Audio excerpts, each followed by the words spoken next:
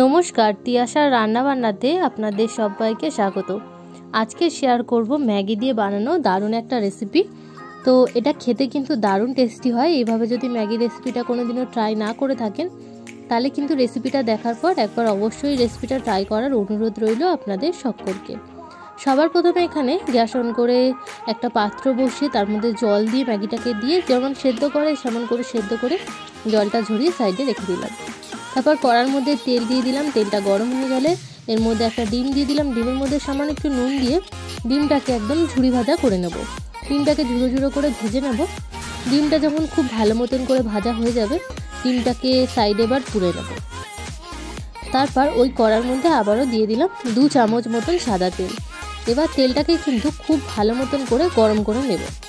তেলটা ভালো মতন গরম হয়ে গেছে। এবার এর মধ্যে দিয়ে দেব একটা মিডিয়াম সাইজের পেঁয়াজ কোচানো। এবার পেঁয়াজটাকে কিন্তু খুব ভালো মতন করে একটু ভাজা ভাজা করে নেব। তারপর যে ম্যাগির যে মশলাটা থাকে না সেই মশলাটা পেঁয়াজের মধ্যে অ্যাড করে দিলাম।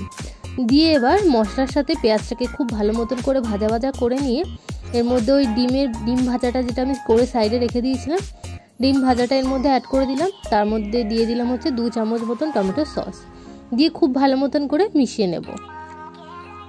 এবার আমি ম্যাগিটাকে মিশিয়ে দেবো। সেদ্ধ করে জল ঝরিয়ে রাখা ম্যাগিটা কিন্তু এবার খুব ভালো মতন করে এর মধ্যে মিশিয়ে নেব। ব্যাস রেডি হয়ে গেল আমাদের দারুণ স্বাদের মশলা এগ ম্যাগি।